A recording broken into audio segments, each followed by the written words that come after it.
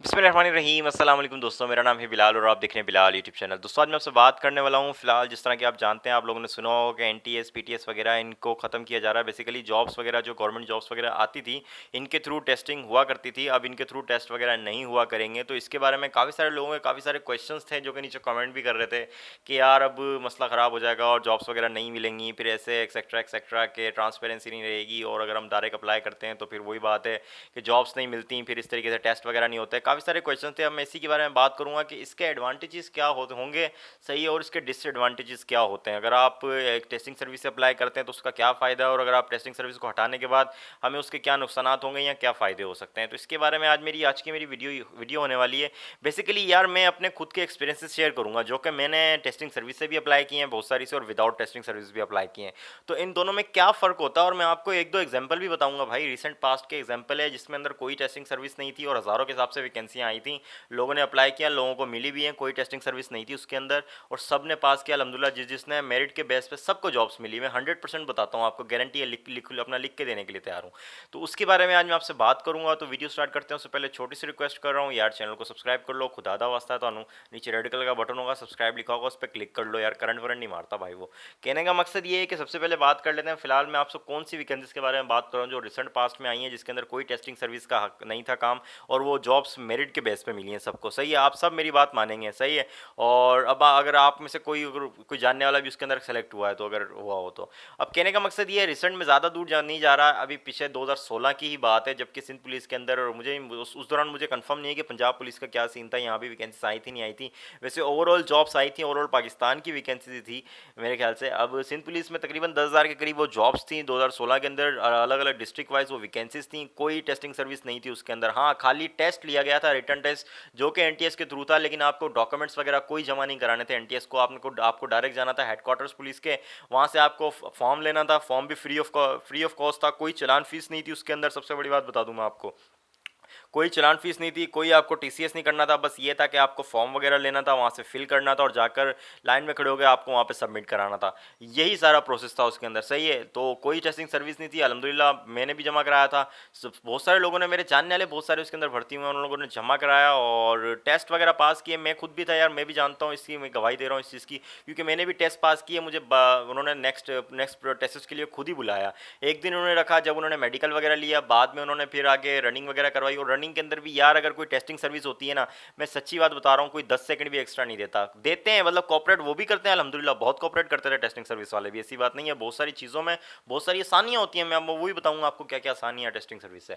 अब कहने का मकसद ये है कि मैंने वहाँ टेस्ट दिया और अल्हम्दुलिल्लाह रनिंग भी क्लियर की, और मैं जानता हूँ कि उन्होंने बहुत कॉपरेट किया। जो वहाँ का स्टाफ था पुलिस, यहाँ का जो हेडक्वार्टर्स का स्टाफ था पुलिस का, उन लोगों ने माशाल्लाह बहुत कॉपरेट किया और एक्स्ट्रा टाइम तक दिया था भाई। और यहाँ तक मैं एक और चीज़ बता दूँ, यहाँ हैदराबाद के वाक़या है, यहाँ पर जो रनिंग हुई थी सरमस में, कहने का मकसद ये है, वहाँ पर जो हवा का दबाव था, मिसाल के तौर पर सामने से हवा आ रही है, उन्होंने स्ट्रेट भगा दिया, वहाँ से हवा आ रही है, जाहिर है।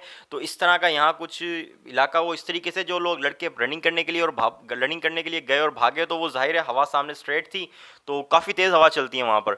तो हुआ ये कि वो पास नहीं कर सके, और जिसकी वजह से काफ़ी सारी कंप्लेंट्स हुई कि यार हमें जानबूझ के इस तरफ से भगाया। फिर उन्होंने क्या किया, नेक्स्ट डे जब हमारी रनिंग थी, पुलिस वालों ने यहाँ से बसें मंगवाई, सही है, कन्वेंस का इंतजाम किया। कभी भी ऐसे नहीं होगा कोई टेस्टिंग सर्विस आपको कन्वेंस पे बिठा के लेके जाए, तो उन्होंने कन्वेंस का इंतजाम किया। वो पहले लड़कों को लेके गए उस तरफ जहाँ से रनिंग करवानी थी, पहले जहाँ खत्म हो रही थी, पहले जहाँ खत्म पॉइंट था ना, वहाँ पर नहीं, वहाँ से उन्होंने स्टार्ट करवाई।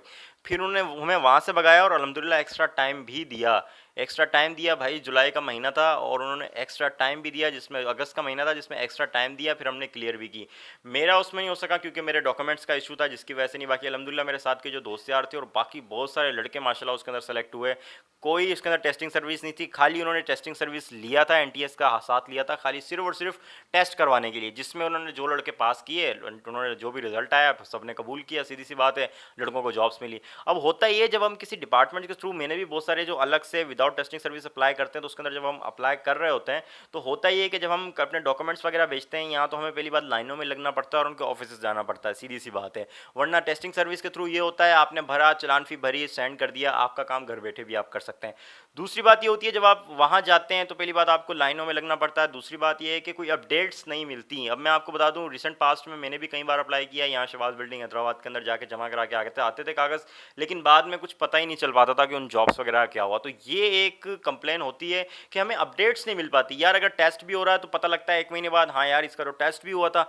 यार टेस्ट हुआ था तो हमने भी अप्लाई किया था, लेकिन वो पता ही नहीं चल पाता, ना ही आप कुछ कर पाते हैं उसके बाद फिर ज़ाहिर है। क्योंकि इस तरह मैं भी गया हूँ अपने शहर से बाहर जाकर डॉक्यूमेंट जमा करा के आए हैं। अब ज़ाहिर है हमारा डिवीज़न अलग है, तो दूसरे डिवीज़न में जाकर वहाँ डॉक्यूमेंट जमा करा के आए हैं, वहाँ से वो रसीद भी दे देते हैं हाथों हाथ ठप्पा मार के, जिस पे आप जमा कराते हैं, लेकिन बाद में अपडेट्स नहीं मिल पाती। तो इस चीज़ की कंप्लेन होती है ज़्यादातर लड़कों को कि यार हम करने जाते हैं, तो इंशाल्लाह हो सकता है कि इस चीज़ को बेहतरी लाएंगे। आप जिस तरह जानते हैं कि फ़िलहाल मैं आपको बता रहा था कि रिसेंट में जिस तरह एफपीएससी ने भी किया है कंप्यूटराइज टेस्ट वगैरह, सॉरी हाँ एफपीएससी ने कंप्यूटराइज टेस्ट वगैरह लाने की कोशिश की, और बता रहे हैं कि ऑल पाकिस्तान में वो भी लैब्स तैयार कर रहे हैं। सही है, बेसिकली लैब्स तैयार होंगी और उन पर टेस्ट वगैरह लिया जाएगा। तो इस तरह की इनोवेशन वगैरह की जा रही है, तो हो सकता है पॉसिबल है कि हमें आने वाले दिन कुछ अच्छे अच्छे काम होते हुए नजर आए। ज़रूरी नहीं है, मैं आपको मिसाल भी दे चुका हूँ कि किस तरह हज़ारों की तादाद से पुलिस की जॉब्स आई थी और अल्हम्दुलिल्लाह सबको मिली। और आप जानते हैं कि फिलहाल जितनी भी आर्म फोर्स में वैकेंसीज वगैरह आ रही हैं, चाहे वो फेडरल में है जिस तरह एफआई वगैरह की आई हैं, उसके अलावा सीटीडी एसएसयू जो भी वैकेंसीज आ रही हैं वो बेसिकली मेरिट के बुनियाद पर ही लोगों को मिल रही है। 100% अल्हम्दुलिल्लाह उसमें मेरिट चल रहा है, ऐसी बात नहीं है। अब ये लोगों की कंप्लेंट्स होती हैं कि यार हमें कि मतलब अपडेट्स नहीं मिल पाती, तो क्या पता इसके पेश नज़र वो अपने कुछ चीज़ें बेहतर करें और उसके हिसाब से जिस तरह एसएमएस सर्विस वगैरह इस तरह की चीज़ें का भी ज़ाहिर है वो स्टार्ट करेंगे, क्या पता। लेकिन वो तो फिलहाल कबल वक्त है कहना, लेकिन लोगों के बहुत सारे क्वेश्चंस आ रहे थे इस बारे में, तो मुझे लगा चलें थोड़ी सी बात करते हैं। अब एक चीज़ काम जब प्रोसेस स्टार्ट होगा, फिलहाल तो दुआ करें लॉकडाउन खत्म हो और ये प्रोसेस वगैरह स्टार्ट हो, जॉब्स वगैरह हैं, अब हम लोग अप्लाई करें, क्योंकि लोग इस वक्त अप्लाई करना चाह रहे हैं। लेकिन पिछले रिसेंट पास्ट में तकरीबन 2-3 महीने से मुझे नहीं लगता है, उससे पहले भी एक ये मैंने सिंध पुलिस की खैर यही वैकेंसीज देखी थी, पंजाब पुलिस के भी लोग अभी तक वेट कर रहे हैं कि वैकेंसीज आएँ। अब हालात कुछ बेहतर हों, उस तरफ जाएँ तो फिर ही गवर्नमेंट भी कोई जॉब्स वगैरह अनाउंस करेगी। तो उम्मीद करता हूँ कि वीडियो आपको पसंद आई होगी, आपको समझ आया होगा मेरी बातों से कि ऐसी बात नहीं है, हमें वेट करना चाहिए। जब जॉब्स आएँगी अनाउंस होगा, इसका जब भी पता चल सकता है, अभी हम खाली बातें कर सकते हैं। तो सही है, तो उम्मीद करता हूँ वीडियो आपको पसंद आई होगी। अगर इस तरह की और वीडियोज़ देखना चाहते हैं या जॉब्स के बारे में जानना चाहते हैं, क्योंकि यहाँ पर मैं जॉब से रिलेटेड वीडियोज़ पोस्ट करता हूँ डेली बेसिस पे, तो उसके लिए मेरा चैनल सब्सक्राइब कर लें। वीडियो देखने का बहुत बहुत शुक्रिया, अपना बहुत ख्याल रखिएगा। अल्लाह हाफिज़।